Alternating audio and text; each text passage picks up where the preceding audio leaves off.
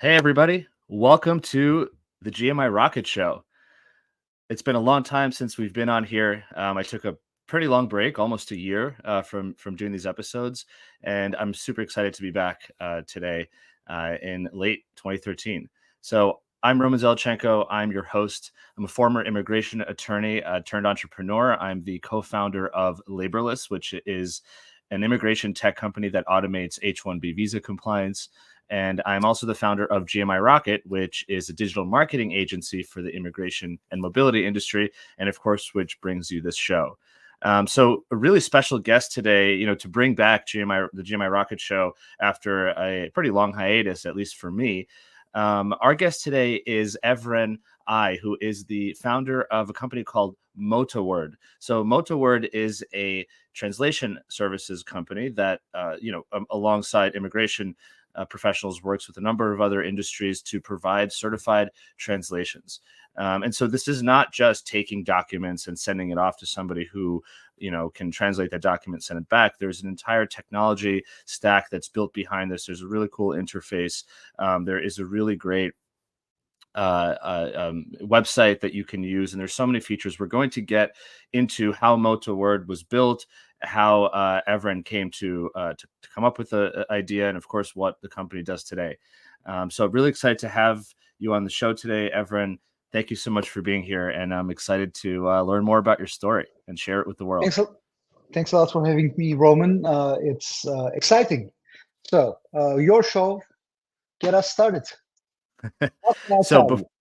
before we get in, for folks who are watching, if you're on YouTube or Facebook or LinkedIn, please leave a comment.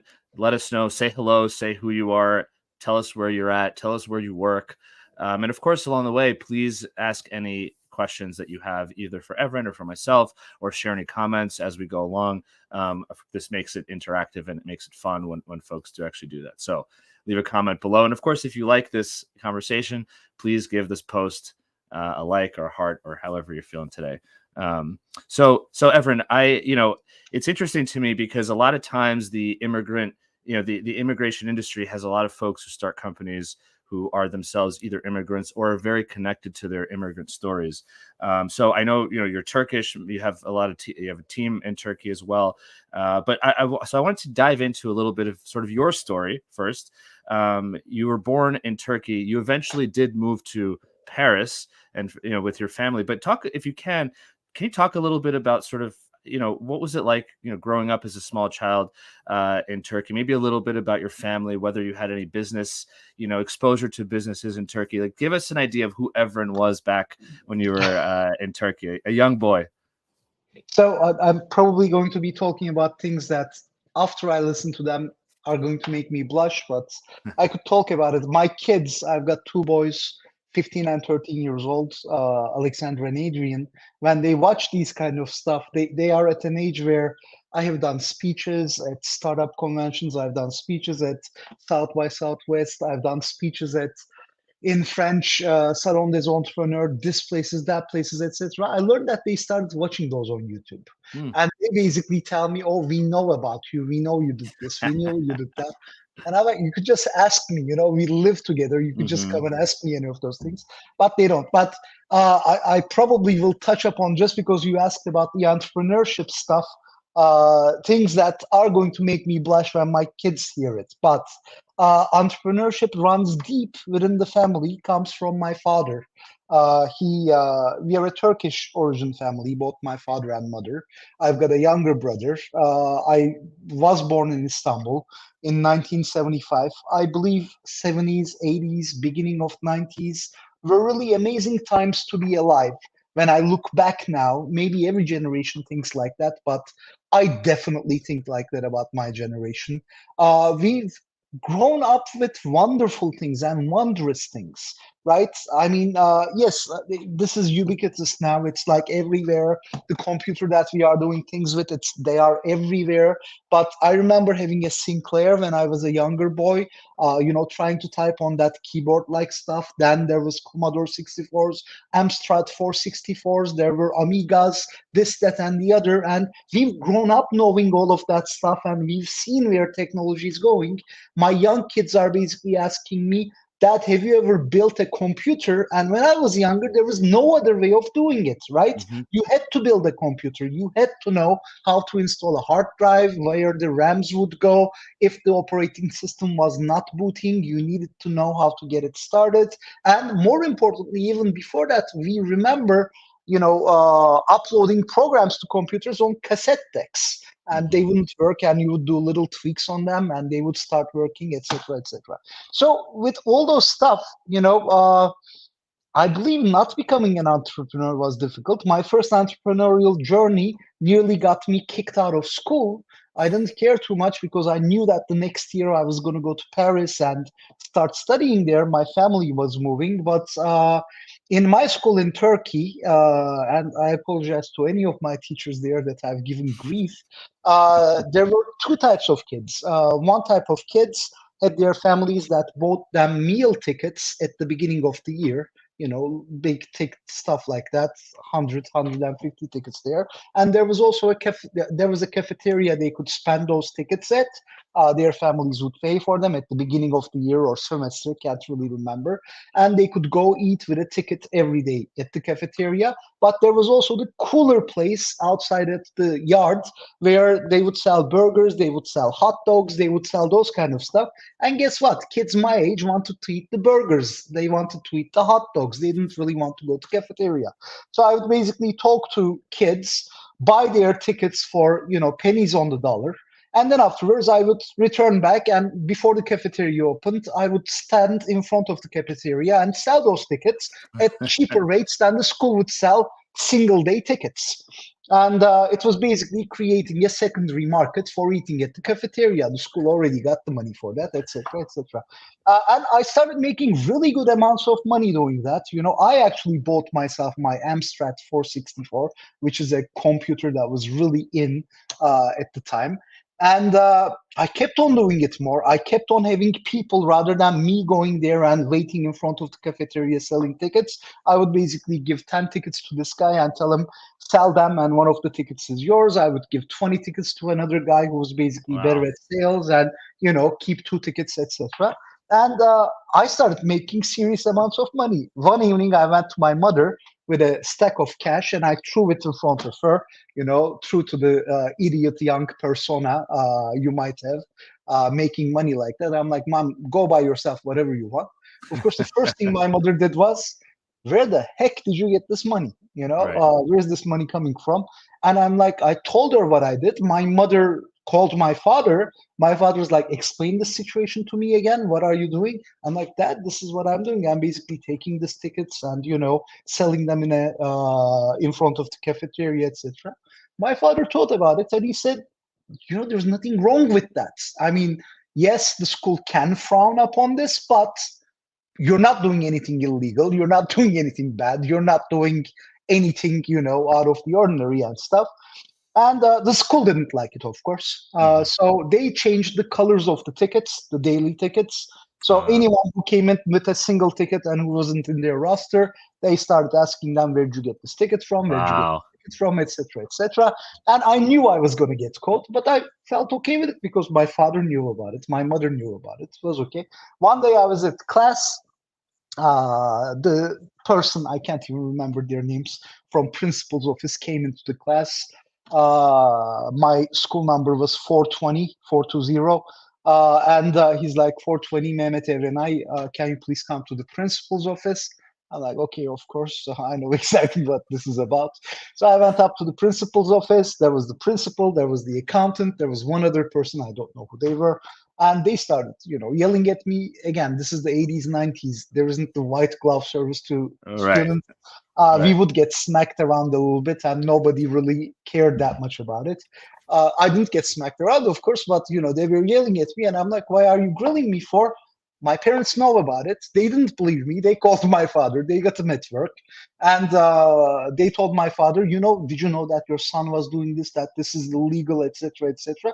My father's like, yes, I knew. What is illegal about it exactly? Like, explain to me exactly what is illegal about the stuff that he's Hmm. doing. And they threw out something like taxes. What about the tax? If there's a tax liability, it's his liability. It has nothing to Right. do with you. You'll let the tax authorities deal with him directly. And then the principal was like, we are going to kick him out of school. And my father was like, if you kick him out of school for this, I will talk to every single parent in the school. And I will basically tell them how you're teaching kids to be sheep and nothing else. You're basically not letting kids do the stuff that they can do in order to flourish, grow. This person is definitely going to be in the business sphere, business realm. Hmm. So you would be stopping that. And he's like, my kid is leaving next year anyway, your school, let him finish the year and, we'll be done, etc., etc. So I believe I just got 3 days of being away from school, from that stuff, which is quite frankly, for a kid who's at the end of his primary grade, 3 days off from school is an amazing thing. And I didn't even care about my year-end Right. grades because I'm changing countries. So it Right. was like a gift. So that's where it started. And my father was in the travel industry. Right. Before that, he was actually producing copper. He created two of the largest copper factories in Turkey at the time, Bakırsan and then Gimtaş. He purchased it. But then afterwards, they went into the travel business, Hmm. working mostly with French clients, creating Club Med style hotels in Turkey where clients could come for 1 week, 2 weeks, etc. They were doing the sales in France.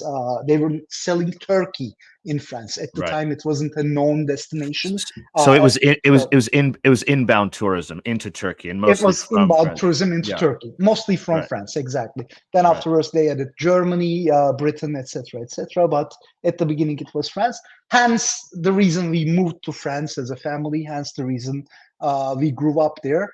After a while, business grew there. My father didn't have to necessarily stay, but he didn't want us to leave schools again, come back to Turkey. We were already getting good schooling in France, and he loved the idea that we could speak French and English together. And he just left us there. And that's basically my educational thing.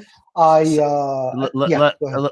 let me ask you quickly, when you so when your family was relocating to France, you were about I guess like 11, 10, 11, 12 years old approximately, or I even was younger. about 12 years old. 12 years old. So can you, Yeah. explain that? I mean, it sounds like, first of all, amazing that you're able to build this business and not only build the business, but also hire staff and recognize who had certain skills and give them incentives. I mean, you were basically creating you're creating sort of a mechanism where you don't have to necessarily pay them, but you give them a portion of their sales in a ticket, in a meal ticket.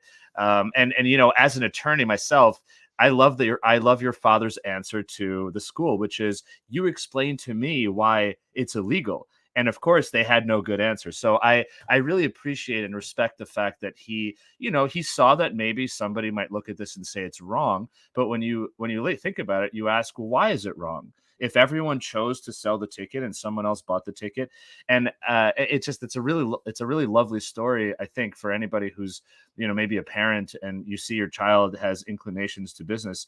I say support them as long as they're not doing anything illegal, actually, as long as they're not hurting anybody. I really love that.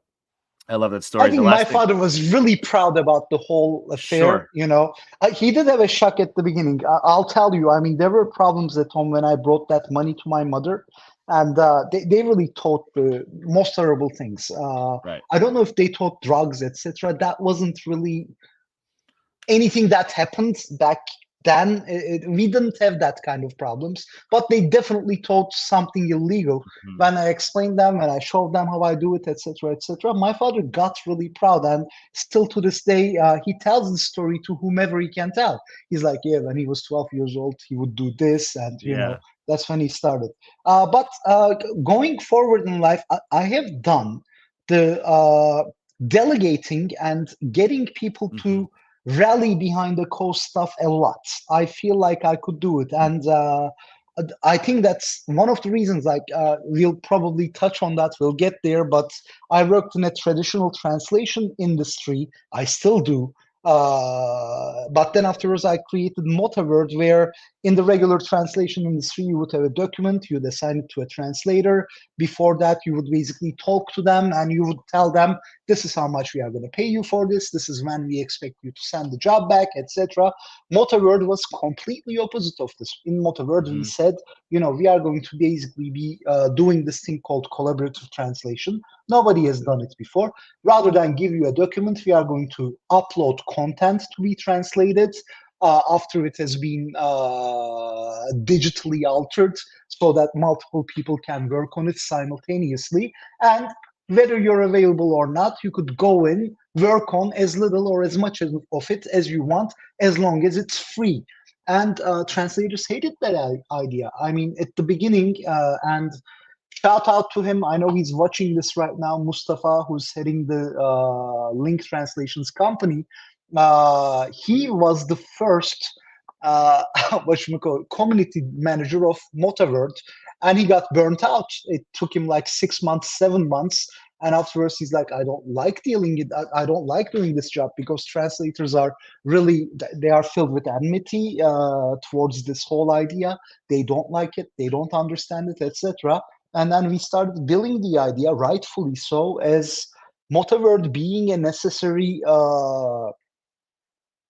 asset in the toolkit of a translator, of a Hmm. professional translator, of someone doing this for money.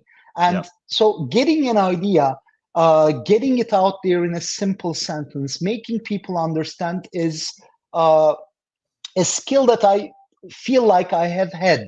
The funny segue to the story where I was selling the cafeteria tickets is after I got back, 3 or 5 days later, I can't even remember how many days I stayed away, but it was a welcome amount of days. And there was the high school seniors that came and saw me. And they are, of course, much taller than me. They are much bigger. They are, you need to show respect to them and deference to them. And they're Hmm. like, hey, you know what?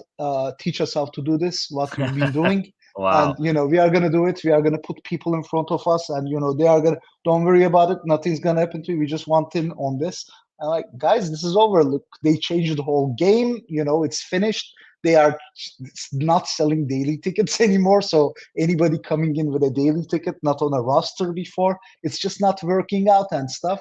And I remember being very afraid of those older brothers, who wanted to make in on the job after they heard it after the fact and stuff like that. But yeah, That's that was an that- interesting end to it. And I told that's them I want nothing to do with this. I just want to go to Paris and I want to be done with this story. Yeah. this is if we can bring that into the kind of adult world, that's almost like investors coming in and saying, "We heard you have a growing business. We want to come in and have a part of it." That's So exactly yeah, right. I love that. So I just want to touch a little bit on this because we are in the immigration industry here on the show, and of course the people who watch this episode and other episodes are working with individuals who move around the world. I'm just curious, just from your own kind of reflection, what was your experience like? You obviously were enjoying grade school, you had this business, you had this experience. I'm sure you were having fun at the very least, and the support of your parents. What was it like eventually moving to France at the age of 12, 13, when you may have friends? It's hard to come to a new country, new language, everything. If you can share, do you I didn't remember speak the anything from them? language. Yeah, Mhm. I remember a lot of things. I didn't speak the language. So that was a very difficult thing. But the school that they put us in, me and my brother, it was a bilingual school, a very well-known school. If there are any, Parisians or French connection people, École Active Bilingue is a amazingly well-known school in France. It is a school that, because Paris is the capital of France, there are lots of embassies and there are lots of embassy personnel whose children need to report for 3 year, 4 year, or depending on the embassy's 2 year term limits. And their kids need a place to go and keep on with their education, where English is the main language. But then afterwards, on a bilingual level, you get the country that you're in's language also, Mm. which was French. So that helped us a lot, me and my brother. We knew English. We learned English in Turkey. Turkey has a good, English education, and maybe less so now, but at the time it was quite good. And that helped us learn French. For those people who want to learn a foreign language, I am saying the same thing to my kids, especially my 13-year-old Adrian. He really wants to learn French because I speak French. And I'm telling him, watch your cartoons in French. You guys are so lucky nowadays. You can go on Netflix, whatever anime or cartoon you're watching, instead of watching it in English, watch it in French with, if you want, English subtitles, etc. And that will actually get you so much more exposure to the language that you are having. Just a little tweak of what you are doing on your daily routines would basically get you the knowledge that you want. Hmm. And language and not being immersed in French was difficult at the time, maybe less so now with tourism. French people are Parisians. I'm so sorry, not French people. Parisians are notorious for not speaking English. Like Hmm.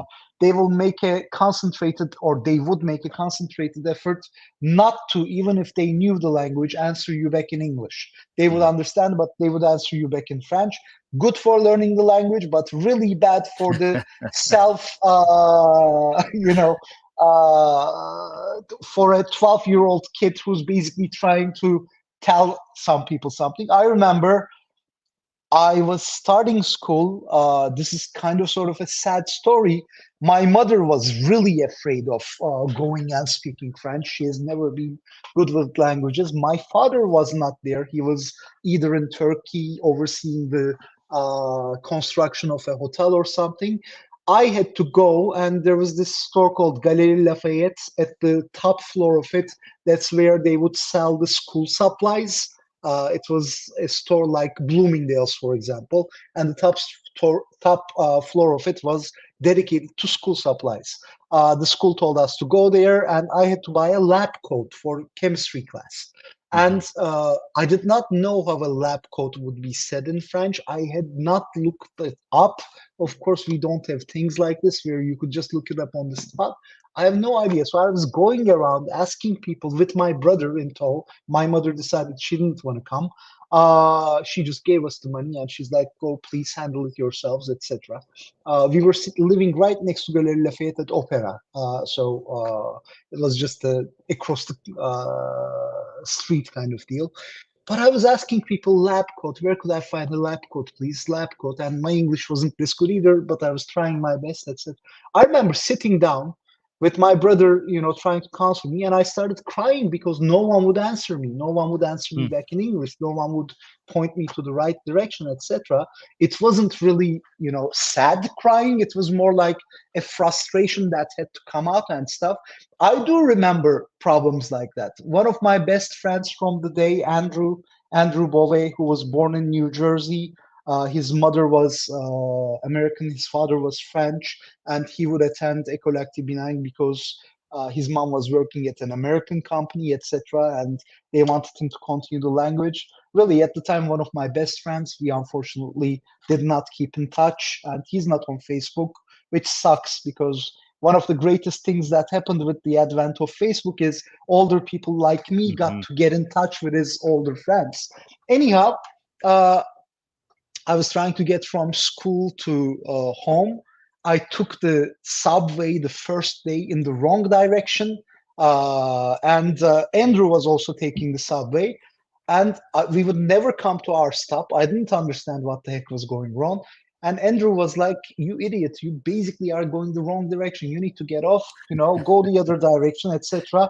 I'm like, "How do I go to the other direction?" It's like, "Okay, you know what, you idiots, let me just take you home, make sure that you're actually doing okay, etc." And so that's what I remember about Andrew, and still to this day I'm so thankful to him. He's actually given his time. This first day that he's met this Turkish kid, etc., he basically took the subway in the other direction, took me to my station, and then and only then he went back and took it in his own direction and stuff. So good friendships were built that way. But it was challenging at the beginning, but it was an amazing experience. Paris as Yeah. a student is one of the best places, especially in the 90s, to be. It was, apart from the cigarette smoking, there were really no downsides whatsoever. I started smoking when I was 15, 16 years old, unfortunately. But at the time, if you didn't smoke, there was something wrong with you, Yeah. especially as a student. And I have good memories of it. I remember, smoking a cigarette, going to a cafe in Paris, especially the American style ones, because we had lots of American friends at school, putting your cigarette right next to the pinball machine. Flipper is how the French call it, and Hmm. playing your game, drinking your coffee, etc., and then picking up your cigarette after you lost and walking away and stuff. And And how old were you oh, around this time? This time that you're talking about? This this is is like 12 15, onwards. 16. Yeah, Yeah. yeah, this is 15, 16 Yeah. Yeah. when I would go to the cafes. And Right. there was this bar the other day when I was in Paris. I sent a picture of it to old friends. It turned into a horrible restaurant, apparently, but it was a bar called Roscoe's. It was just parallel to Champs-Élysées, where my school used to be also, École Active Rue de Berry. And Roscoe's was a horrible place, but as kids, they would allow us to go in there and have a beer at the age of 16. So for us, it was the most amazing place ever. And right now, there's no way you would go there. It's that Right. bad. But at that time, all of our friends were there and they were serving us alcohol. So it was amazing. So let me ask you a little bit about going to university. I know you went to university in France. You studied management. I Yes. assume I'm trying to put myself in your shoes, and a lot of kids when they go to college, university, they don't know what they want to do. And if they do know what they want to do, they probably don't have experience with any of these things. But you, and at age 18, I imagine you went to university. You studied management, you're taking business classes, you've already at least started one business. What was that like, attending university and sort of going into the business world from an academic side after growing up with it, and also sort of doing it yourself as a kid? You are right with one aspect of that. I've always known that I was going to study management, Mm, business. mm, I knew it. It was not like I knew I wasn't going to study biochemistry. I knew I wasn't going to study law. I knew I wasn't going to study anything else than business, which was stupid when you think about it, right? Like it's not the smartest thing. It's not really. I could have studied law very easily. It would have given my, natural entrepreneurial abilities or abilities that I've seen from my family life, etc., uh, more of an oomph into an idea. Studying mathematics, for example, or studying engineering would have taken me to other places that I definitely could have used in my last 10 years, mm. trying to grow MotaWord, etc. And again, Oytun Tes, who's our CTO, who's an amazing technical person, is my saving grace in MotaWord being successful now, because I definitely am not that technical. While I understand concepts, I'm not a programmer, I'm not a developer, etc., etc. I could have done better in my choice, but I definitely wanted business. My father told me, you need to go to Sorbonne. I got into Sorbonne. Uh, Lie, cheat, steal, I got into Sorbonne. I mean, in my baccalaureate test, I understand one of my friends told this as a negative thing, but now when I look back, it's really not that negative. This friend of mine, Ronnie, who was really good in maths, I did cheat off a couple of, questions from his exam stuff. I believe we all did it at some point. I got into Sorbonne, Ronnie couldn't. Like, go figure, Uh, you know? It was horrible, actually. The day that we received the acceptance letters, he was also at my place. And still to this day, I don't understand. That guy is leaps and bounds smarter than me in everything. And sometimes it's just a little bit of luck, I guess, or mhm. something else. Or maybe he also needed to copy off of someone else. Maybe I copied the right questions from him, etc. But no, I got in there. I've never been a good student. I've only been a passing student ever. Did not care too much about what I did at school. Did care a lot about what I did with my friends. Did care a lot about traveling, seeing new things, or even just sitting at a cafe with people that I found intellectually challenging and curious, Mhm. and just talking to them about concepts like. A shout out to another friend, Darko, with whom I've spent countless hours for about 2 or 3 years at Parisian cafes, just talking about the dumbest things, the newest Friends episode to Doctor Who episodes to, the French army, First World War, Second World War. He was Serbian, I am Turkish, how the Turks are horrible and we destroyed their country, etc., etc. And thanks to him, I married my first wife, who was a Serbian lady, and still a very close friend. And it was just an amazing time to be a student. It was just an Mm, amazing time to be living, especially if you're interested and curious, because you could get information, you could get knowledge, except you had to work a little bit harder to get it. mm, You had to go to libraries, which the event itself made you more aware of how valuable mm, that knowledge was, if mm, I could say something like that. mhm, Just to this day, I have to tell my kids the power of having knowledge in the palm of their hands and not using it. Like, I have to tell them stuff like, oh, you don't know what this word means? It will take you 3 seconds to look it up. It would have taken me 1.5 hours to go to the library, find something where that word is happening, passing, etc., and understanding what it meant, or asking someone, etc. So I don't think we really deserve the amount of technology we have in mm. our hands, mostly, Interesting. or at least we don't really, uh, we are not thankful enough for it. Yeah. Let's put it that way. Yeah. Yeah. And I definitely agree. Sometimes I'm the kind of person who, when I have any question, I go on my phone, I look up an answer. But because I know it's available, I actually don't commit it to memory the same way that I would if I had to go to the library, find it, look it up. Yeah, I love the way you said that. The whole process of seeking information makes you appreciate the information more once you get it. And actually, I think that helps it stick in your head better. Whereas here, It you does. look It it up, definitely does. it's in one ear out the other. It's a really interesting point, and I actually I appreciate that coming from a tech CEO on your end, and for myself as well.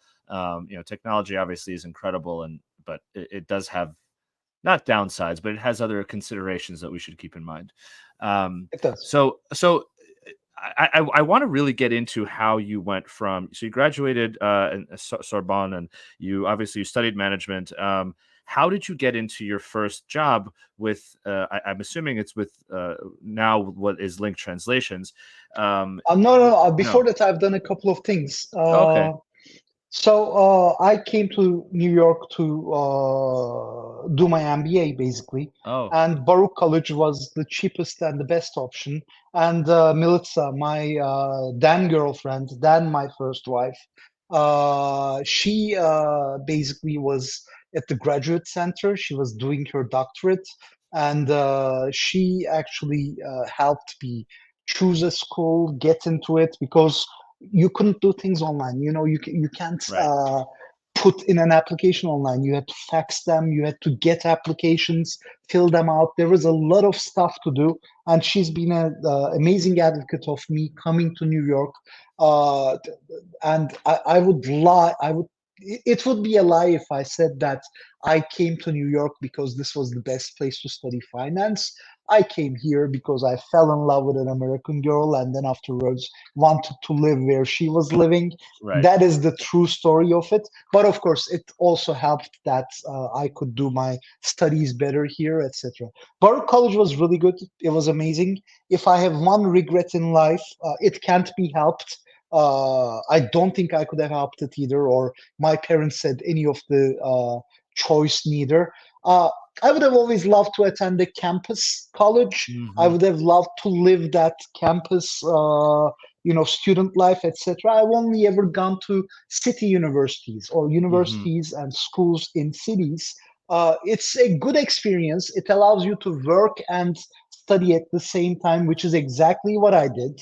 But it takes away from the student experience because Yeah. you don't build as deeper connections with your friends because they go to their houses, you go to your Yeah. house, and it's not like you're not together every evening. Chances are they are working, you are working, and I was definitely working. I started working at this place called Turkish Link, which is the precursor to link translations.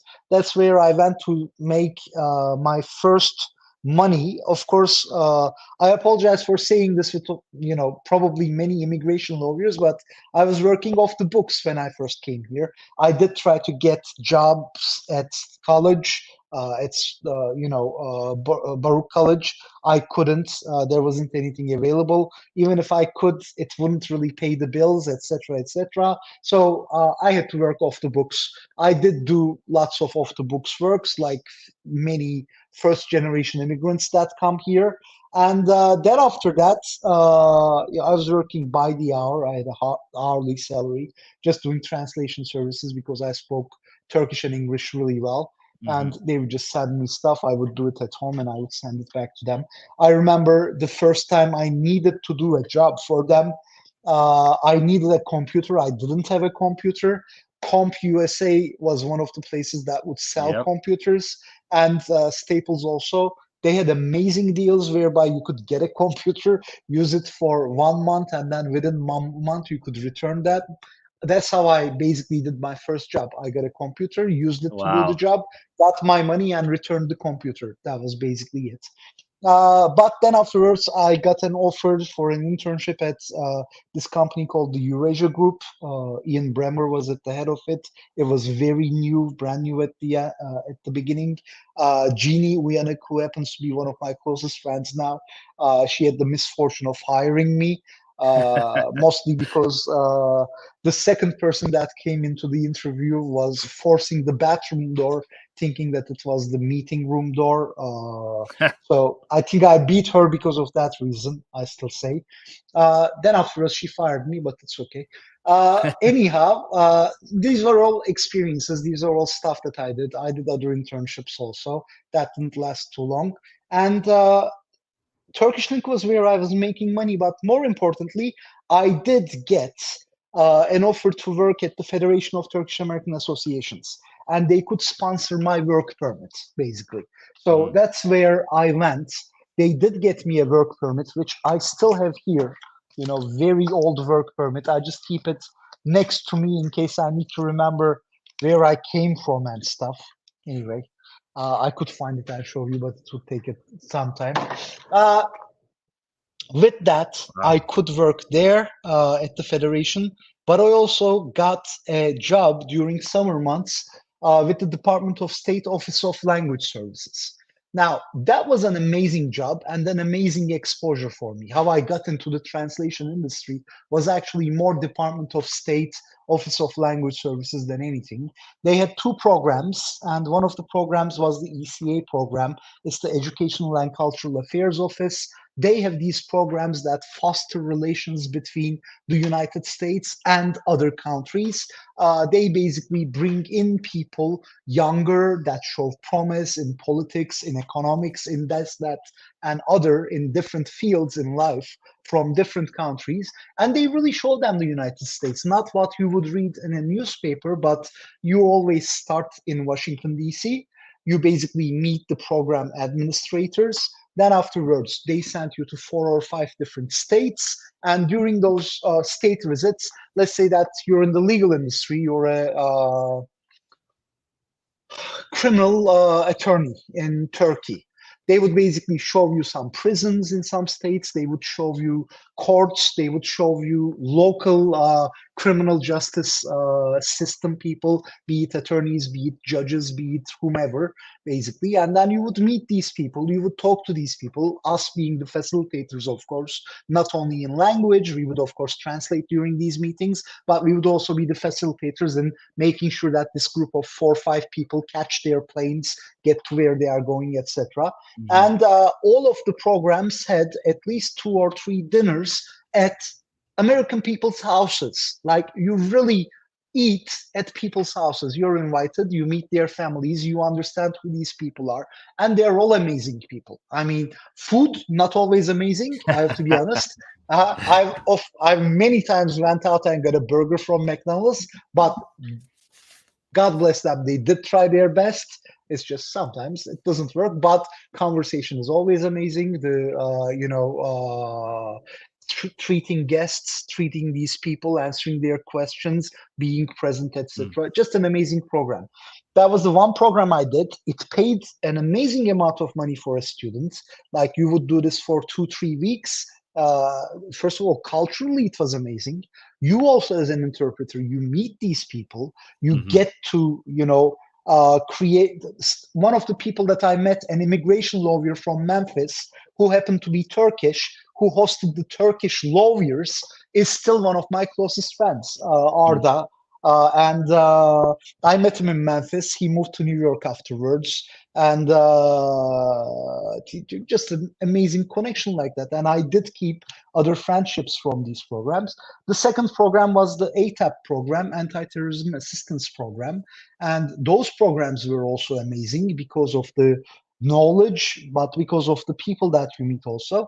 The United States, in countries where they have diplomatic presence, brings in the first responder fighting units from those countries to the United States and trains them in case something bad goes on in these diplomatic centers. That way, these people are knowledgeable. They know how to handle hostage situations. They know how to handle, first response entries, etc., etc. Basically, saving American lives if it ever comes to that, and saving their lives also. Those were amazing programs, and one of the things that I remember from those programs that helped me amazingly in my business life was hostage negotiation courses. Of course, as an interpreter, you have to listen to those, and I've done 3-4 ATAP programs. They're all a couple of weeks each, so there's really deep learning there. And I learn not only in one language, but I learn in 2 languages because I have to repeat what I'm hearing. Right. If anything, I am the best trained person there. Anyhow, hostage negotiations courses are an amazing tool if you want to learn business negotiations. Yep. Because the trick there is being able to say yes to people, but get something out of it. Think about it. If you're saying yes to a hostage taker, and about 90-95% of the cases, people take themselves hostage. They have a gun to their own heads. They say that they are going to kill themselves, etc., etc. Sorry for the gory idea, but that's about 95% of the cases. The other 5% is what you would see in movies, etc. If you're saying yes to them, you need to get something in return. If you're saying no to them, you need to do it in a way that is not confrontational. You need to do it in a way that keeps the conversation going, which is, those 2 things are amazing sales tools when you think about it. Right. I remember this one instructor, John. We would spend 1 or 2 days with them before courses started. And John started this hostage negotiation course with they've become, of course, friends in these 1 or 2 days. The Turkish team that was visiting, he went to the head of the Turkish team and he was like, hey, whatever his name is, Ahmet. Hey, Ahmet, we've spent 2 days together. I've got a problem, man. I need $1,000. Could you please give me $1,000? And Ahmet was taken aback and he was like, I don't know. Don't you like me, man? Aren't we good friends? Aren't you going to give me these $1,000, etc.? And Ahmet was like just shrinking in front of him. And John is like, okay, don't worry about it. This is where we are starting. You need to learn how to say no in a way that's not going to break this conversation. And one of the ways of doing it for people, whomever is listening, so you could learn is, you know what, John, I love you, man. 2 days we've been amazing friends, but this is my family's money. My wife and I, we decide on our finances together. So let's do this. I understand your need. I understand, why you need this fast. I can't do it right now. Let me ask my wife and let me actually get back to you, depending on the answer, depending on whether we could come to an agreement together. So you basically deflect the decision-making authority from yourself to somebody else. That way, John is still your friend. That way, John still feels valued, etc., etc. But you don't have to necessarily make the decision or look like you're making the decision, even though the decision is yours, very simply. Right. So these are all amazing skills. And I'm going to stop now. I told you before we started that it's getting me to shut up. That's the problem. Not making me talk. I actually just started reading the book. I actually just started reading the book, Never Split the Difference. And it is by an FBI hostage negotiator, which is exactly, and I love this kind of a thing. I completely agree with you. And it's really amazing that you had this experience. And you had this experience. I'm curious, when you were doing, when you're part of this ATAP program and the OCA, um, were you ECA. thinking ECA? I'm sorry, thank you. Were you thinking I'm going to use these skills in the future to run a business, or were you just thinking this is what I'm doing now and that's it? Twice in my life, I've heard something and I've seen myself think I will be using these skills. It's Hmm. happened twice. They were eye-opening moments. One of them was exactly what I told you, the hostage negotiation class. The skills that I've learned there, they are so basic when you think about it. Isn't it always, doesn't it always go that way? You learn something and you're like, duh, Yeah. why didn't I think of that? Or why didn't Yep. I look at it this way? The second place was I was interpreting. I started. This was after the State Department assignments. I did that only for 3 years, I believe. Uh, Afterwards, I started working at Turkish Link. The owner didn't want to be in that business anymore. He was moving back to Turkey. He's seen that I could do it. He basically gave me the company, and I changed its name to Link Translations because when it was called Turkish Link, people only assumed that we did work in Turkish language. They didn't assume we could do anything else. And during that time, I was still part of the federation with my work permit, etc., etc. But I was running this. I was hiring people to help me run the business and stuff. And one of the things that I was doing was interpreting myself because I'd gotten to learn how to do it really well thanks to the State Department programs.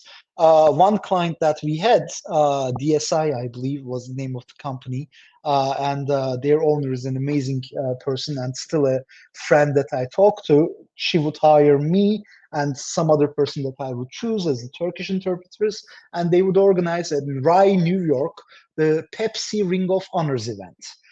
So Pepsi every year at the time, I don't know if they still do it. I've stopped doing interpretations like that. But Pepsi brings in their top salespeople from all around the world to Rye, New York, and they basically have the celebration. Because they really care about their salespeople. The Ring of Honors is, they get really literally rings because they are the top salespeople, etc., Hmm. etc. And the founder of Pepsi, the creator of Pepsi, I remember Indra Nooyi at the time was the CFO. Can't remember who the CEO was, but the chairman was the creator of Pepsi. There was this video that they've shown how he introduced Pepsi in Russia because Coca-Cola was a no-go, but Pepsi could use that stuff. It wasn't as Americanized, and they basically had some relations, etc. He said something, and that was the second time I was like, holy shit, he is right. He said, look, everybody, I want you to be quiet 2 seconds. Look around you. There's Indra here, there's this here, there's our marketing guy here. You've heard from all of these people, they have all told you something. They all do very valuable work for this company, but I have to tell you something. Without you guys, without sales, without somebody selling somebody else something, none of these people would have a job. And you need to know this. It is your effort in sales that creates all of these other jobs. They are just here to support your efforts in selling, your efforts in putting our chips, putting our drinks at the best possible places on shelves. It's your efforts that put the need into the services that they need to give to you so that you could do your job better, etc. We thank you for this. We basically are in your debt. It's the first time that I really have truly heard it said that way. And salespeople usually are seen as lesser, right? I mean, there is that kind of connotation when you're trying to sell something to someone, when you're trying to uh, start a business, when you're trying to, there are words that sometimes get thrown around like sleazy, like Hmm. self-serving, etc., etc. But that's not true. It's like creative destruction, isn't it? You're diverting the efforts of somebody into doing something that you want and into doing something in the way that you want it. So when you sell a Pepsi to someone, instead of the water that they are going to drink or instead of the Coca-Cola that they are going to drink, you're actually diverting them into a different path. And that effort is really valuable, and it's a value creating effort, and it needs to be applauded. And it is a difficult effort. There is an art behind it, there is a science behind it. And I learned after his speech that I was maybe valuing the wrong things in creating my companies. Maybe I was valuing the human resources department a little bit too much. Maybe at the beginning, it's not really what mattered. Maybe at the beginning, it's not really the best way of writing your website that really mattered. Maybe at the beginning, it's the sales that mattered. Maybe at the beginning, sales happens in two ways also. If you're a business owner, I know that there might be some people who are starting their law firms, etc. You make money two ways. You make money, number one, when you sell something. And the second time you make money is when you're fulfilling that sale. So if you sell something for $100, if you're spending $70 to fulfill whatever you sold, you're only making $30. You've already sold the 100, that first portion is okay. But if you're spending only $50 to fulfill that effort, you're actually making $50. There's an additional $20 that you've made from that first sale. And people sometimes don't pay attention to those two things. Being able to free up your mind, your time, your mind, especially if you're an attorney and you're working with your clients and you need to pay attention to them. Being able to find efficient partners to work with, being able to simplify your processes, being able to replicate your processes so other people can use it also, etc. And you could actually grow the size of the workforce you have, and you put yourself in a redundant position in fulfilling the needs while still making money, so you could focus more on serving your clients, doing sales, etc. That's how you provide the best value to your company. That's how you grow. And this is one of the things that I'm a mentor, for example. I try to do it less and less because based on what my girlfriend tells me, I'm the world's worst mentor. It's hard to have me commit, on scheduled events, because there's always something that happens and my Sure. attention is always diverted. But I try my best. And as a mentor, I always tell the people, my mentees, that look, if you want to make money, number one, you need to learn how to sell. But number two, you need to learn how to be efficient also Mm. in the way that you are using your efforts. There are two ways to make money. It's not only one way. It's not only sales. So yeah. So I think that's a really perfect segue because so now you've taken over link translations. You obviously are, I mean, you're still working. It's kind of a side, it sounds like it's a side business, but you're hiring people and then you eventually, I guess, go into it full time. What was that transition period from link translations to how MotaWord came about? I mean, how did because what you're saying here is efficiency, which is technology or could be technology. So how did the idea for MotaWord come to you? It came because of efficiency. It came because of the number two thing that I just told you. We had Mm. to be efficient in fulfilling. Link translations, 14 offices in the US, at the time we started, and nobody was using it. We had a CRM system, customer resource management system. We knew our customers. We had an ERP system. We knew we were selling to, and we were getting really good at it. We got on the GSA schedule, starting getting government contracts. Currently, they are still an agency that works with New Jersey, with the State Department, Department of Justice, etc., etc. Link does that in interpretation, in spoken translations. But I saw a problem in fulfilling stuff. So we have project managers, if you will. When a client comes and we need something translated, especially in lower level translations, like certified translations, we do call them lower level because of the dollar amount of it, very simply. So you could have a corporate client that has 100 pages to be translated into 30 languages. That's a higher level, higher effort translation. And yes, you could definitely divert the attention of one of your employees there. It would be worth it. But when a one-page Microsoft Word document comes, or when a birth certificate comes, or when a diploma comes, when a pay slip comes, etc., it makes absolutely no sense to keep people waiting on the phone so that you get a quote on a document like that when technology can solve it within seconds, you know?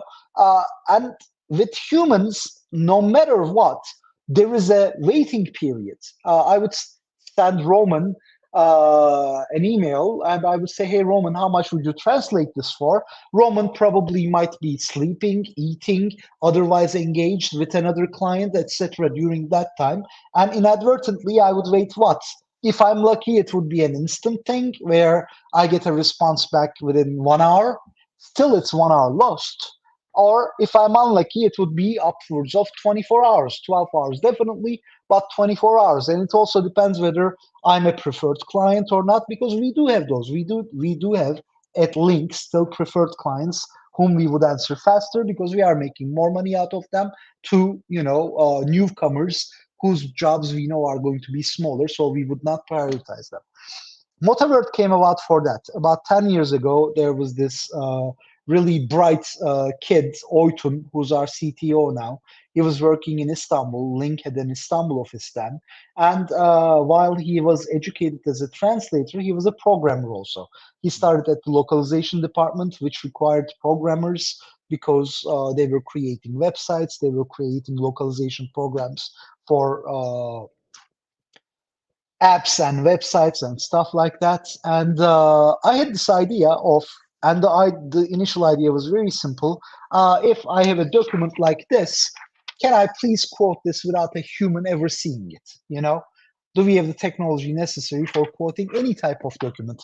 I don't only care about Microsoft Word documents, which are easy to do a word count on, but what if somebody takes a picture with their phone? What if somebody sends us a PDF, etc., etc.? And Oytun, and at the time, the team that he had, Tony, and a couple of other people, and the graphic designer, they created this platform that could provide an instant quote for documents of any type. Uh, Lo and behold, it did work. It didn't always work perfectly. It sometimes charged a little bit more than it should if there were, for example, background. Some documents have these background security checks that are actually words that are written on the background. So at the time, it was counting it as a much higher rate. Now we actually get to read those things, and we are much better at those kind of stuff. Or they would basically count it less, in which case we made less money, but we ate the cost. It's okay. It didn't always happen. And this was about growing this. And MotaWord came out to be like that. And then the collaborative translation aspect came in because we were trying to eliminate the human error side of it. The thing about, okay, you have the job, you quoted it, a client ordered it, instant quote, you saved them maybe hours of time. You're definitely fast because of that. The project started, but now the project needs to get fulfilled. If you put a human in the loop in order to send this job to a translator, then it's a problem because you're introducing the same complexity at the second stage. So we said, okay, collaborative translation, rather than send this to a translator, get their feedback, see whether they are working or not, let's just put it online, okay? Secure servers that we hold, so there is no email exchange. There is a higher level of security for these kind of jobs. Normally, at the old way, people would, and still to this day, I mean, apart from us, companies email documents to translators. Then you have no idea where these documents land. You don't know what these translators are going to do with documents. You're basically at the mercy of third-party individuals that you don't necessarily have control of. We didn't want that. Let's put it up there and let's have multiple translators work on it. So if a person is not available, it's okay. Another person is available, the job gets done and we only monitor the job being done, right? Then we added the proofreader to every single project section. And at that point, we had algorithms that could check the proofreading stage, etc. This was, I believe, the third year, fourth year. Lo and behold, it came to this place where we still are innovating. For example, today's morning meeting was about this thing called embedded translation. We get to read a certificate of any type. Our AI recognizes the document. It used to be that we knew that it was a one-page PDF document with images in it. Now I know that it's a Chilean birth certificate. Now I know that it's a Chinese birth certificate. Now I know that it's a Turkish diploma, etc., etc. And based on that, we get to invite people to work on these documents better and faster, and we get better results with the outcome. So it is always incremental growth like that, but always in order to be more efficient in the stuff that we are doing. And now about 60% of our projects go without any project manager involvement, go without any human involvement apart from the translators working on the projects themselves. And that is why I believe we are currently working on over 260 projects per day. So you need to understand these projects are coming and they are not finished, they are still ongoing, and the next day another 260 comes. Some days it's 300, 400 projects. On any given week, we are running thousands of projects on the MotaWord platform. And now with new tasks that we are taking on, it's going to be thousands of projects a day, basically. And that's what technology does. This is what you could scale with technology. But on the client side, what happens is this. It used to be that when I was a company owner, people used to work for me. I used to send them home in a car when they would work late into the hours. Of course, it was me at the beginning, but then afterwards, there were people who were handling these things. We were working with this company called Interboro. Very nice company, limousine company. This person is in our office, worked until midnight because the client needed something, but then they have to go home. Of course, we are not going to tell them, take the subway home at midnight. We are just going to send them home with a car. It's the least we can do kind of deal. Somebody had to call at midnight into Borough, talk to someone from there, get a car, see if a car is available. It would take at least 30 minutes, 45 minutes to set up a car. That is wasted time, wasted efficiency. That person, just to get home, is waiting an additional 30 minutes, 45 minutes just to be able to figure out whether a car is going to show up or not. I remember those times. Nowadays, we call an Uber. It's there. Yes, you do wait the 5-10 minutes, maybe at midnight to get an Uber. Probably not, but it works. It works wonders. We've shifted. In translation, that's exactly what we are trying to do. Yeah, we do know that clients get their translation services fulfilled, but MotaWord gets to fulfill it like Uber. It's there. You go to motaword.com, you upload a document, you get a quote instantly, you get to order it instantly, and rather than waiting 24 hours for it to get completed, it gets completed in 10 hours. You file whatever you need to file for your clients on time, or, we basically save many of our law firm clients' skins because sometimes they keep their stuff at hand and they don't send it until the last moment, etc., etc. We have a lot of clients that thank us because of the delivery times and delivery speeds that we have. And one of the things that really gets under my skin, for example, when we are talking to a new client, oh yes, but how much would a page cost? We're like, we spend years just getting a system ready, so you never have to ask this question. You can just go on motaword.com and you can get a quote instantly for something like that. So yeah, change is difficult, but in order to make your job efficient, in order to make your processes efficient, hence gain more time, earn more, etc., it's necessary. So that's the. How do you think, because this is an immigration sort of focused show and audience, obviously you work not just with immigration attorneys, but immigration attorneys and professionals are an important part of the business. And of course, immigration is global. We need translations on a regular basis. Where do you think, either with where MotaWord is going, or maybe just in general, what MotaWord does today, what's the, how do you think technology will continue, I suppose, to enhance the translation process? So maybe fully automated translations. I know you guys have a website translator, which I think is a really cool feature because immigration lawyers are, servicing clients that speak different languages. And if it's only an English website, maybe it won't be as good of a conversion tool as an Arabic website or a Spanish. So I'm just trying to think, like, you as the founder, what's your vision for how you can continue to grow MotaWord to support, at the very least, the immigration industry with tech or services? I am a weird founder when it comes to that. I wish language wasn't a barrier to anything. Seriously, like that's my honest wish because I've gone through this stuff. I mean, as an immigrant, I came to this country, and quite frankly, it was a pain in the ass having to translate documents. It was a pain in the ass. Like all I cared about was my work permit. All I cared about was my H1 and then my green card, etc. I understand you need to give documents, but it's my birth certificate. I am alive. I am here. Why do you need this stuff to be translated when I'm a student? I don't have this $40-50 in order to pay to the service, etc., etc. I really have a bone to pick with the process itself, and it could be done better with technology. That's at least I'm helping or trying to help there. There are some birth certificates, some companies would do it for $25 a page. At MotaWord, they are $5. So at least there's that much of difference in price that we could provide to simple documents. But technology is important, as I told you, for the myriad reasons that I've said previously. But where translation technology is going is definitely more technology. It's not going less. It's not going more human. Humans are an integral part in understanding and defining processes at the get-go. But the MotaWord Active tool that you're talking about, being able to translate a website just by inserting a single line of code on a website, is an amazing tool. It works. It's wonderful. You could make the little tweaks, etc. afterwards, and you're done. In 10 minutes, your website is translated into 65 languages, very simply.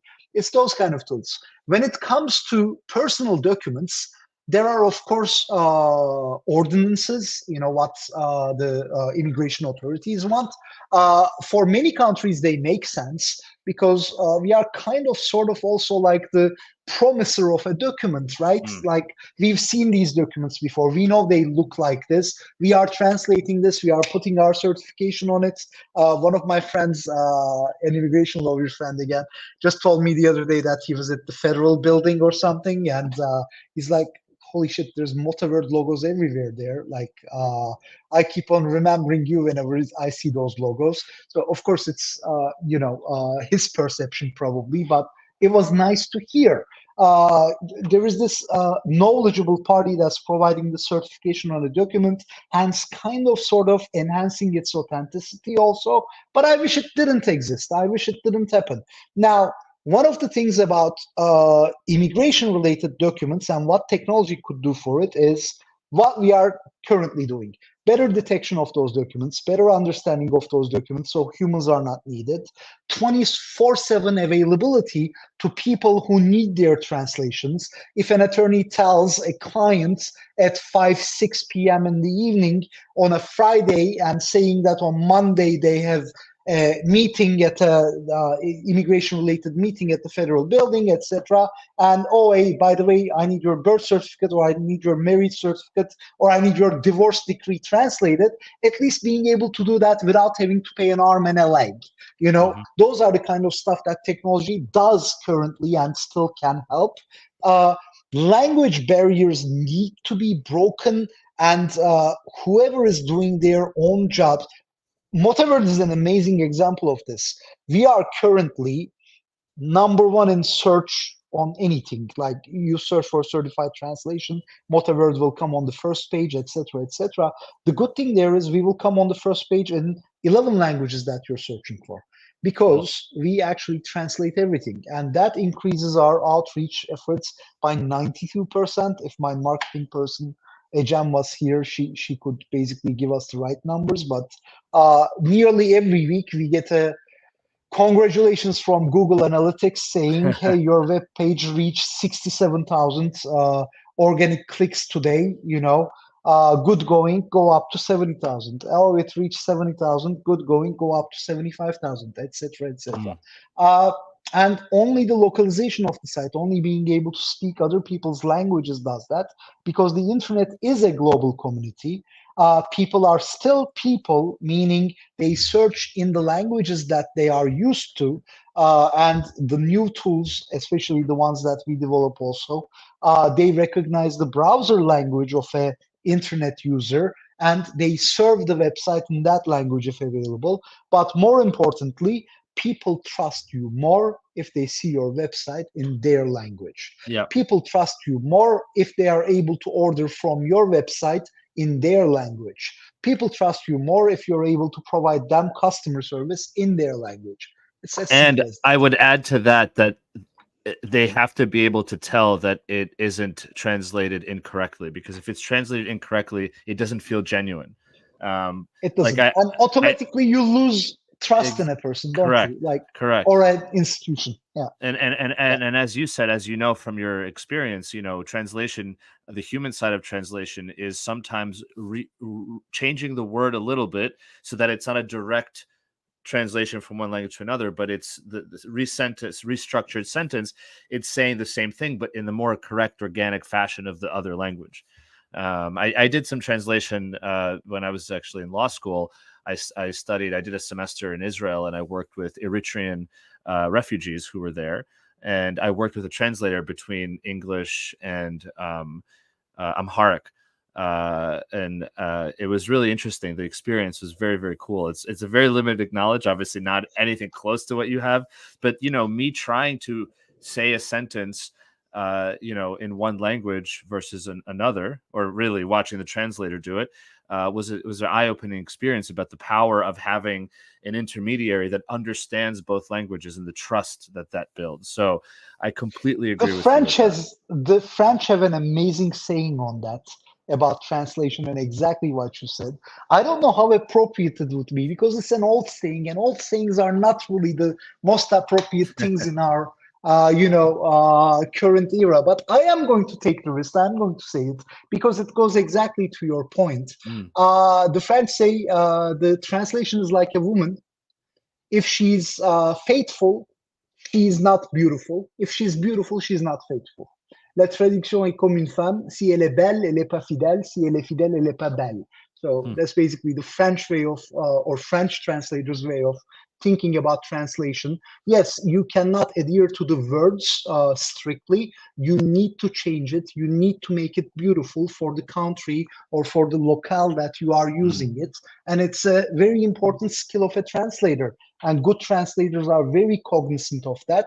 They would not translate things word for word. They would do it in a way that sounds perfect in the language that they are changing it to. So, So as we wrap up here, I want to ask you one question, because this story, your story has been really, really fascinating, and actually, I think it's really interesting that you when you moved to France, and you mentioned the sort of some challenges that you faced with trying to learn French and speaking in French, whether or not that motivated you, or maybe it was in your mind subconsciously when you started to do this translation work. You understand the power of being able to communicate with somebody and actually have them listen to you and not turn around and say, "Oh, you don't know my language? Goodbye. I'm not going to help you." I wonder, as you look back on your journey, is there any learning that you wish you sort of that you would have done something differently from a business perspective, or that you would go back and say, "Okay, Evren, do this a different way, given what you know now"? just because my kids will probably watch this, I'm going to start with I would have been a better student. I would pay more attention in Mm, school and class. Let's start with that and get it out of the way. But, I need to thank my father because one of the things that he has used me for and shown me that I was useful for was I spoke languages at the end after my education, when I got to be 15, 16, etc in Paris, and he was doing business in France, but he didn't speak the language. He would always use interpreters and stuff. He used me as his interpreter. That taught me a lot about what he was doing, how he mm, was conducting business, and I felt valued. I felt that was actually my first intro into business and real business and being a part of a meeting room, being a part of the negotiations, etc. So that was a good experience. That's probably what motivated me to be into the language industry. Of course, I didn't go in willy-nilly. I looked at the numbers, I looked at the Sure. market size, I looked at everything and whether I could grow here or not. Still, when you and I were talking, when I spoke about immigration business, for example, I know exactly the market size of the certified translation business in the US. I know the market size of it in Canada. I know what's needed to basically get a meaningful share of it. And I am working and developing technologies, developing connections in order to do that. That's all business thinking, that's all business speaking. But the industry and the respect for it, respect for talking to humans, understanding them better over what you think that they are saying, which is very important. Mhm. Sometimes you think a person is going to say something, but if you're not really listening, you are wrong. And interpretation really taught me to listen, if anything. Mhm. I do talk a lot, I would recognize it, but I know how to shut up and listen also. uh, those are the things that I really learned when it comes to business and when it comes to doing my business. I think I picked this business because my father, more than anyone else, gave me the taste for it and I saw I Mm. could do it. But it's like everything else. I didn't grow up thinking that I was going to be in the language industry. But you do things where you see you could be of an added value and it makes money for you, of course, which is really important. And then you keep on doing them. And lo and behold, if you started paying attention, you get good at it and it just sticks with you. And that's where I am today. Very much so with Roman Zelishenko, asking me about how I got here. So I must have done something right throughout the journey. Well, that's, very kind of you to say. And Evren, thank you. This has been an incredible conversation. I've learned a lot. And I think your story, from the beginning of it, that you sold, lunch tickets when you were just 11 or 12 years old, really, I mean, it's incredible. And it shows sort of the different strands of who you are and how it build on top of each other to get to where you are today. So congrats on everything. And Thank you. thank you for being here. And I, wish you the best of luck continuing to grow MotaWord. And for immigration folks and others out there who are listening to this, please check it out. The company's MotaWord, MotaWord.com. That's the website. So thank you, Evren. Really appreciate your time. Thanks a lot, Roman, for asking, being interested, and listening to my stories. Thank you for your time.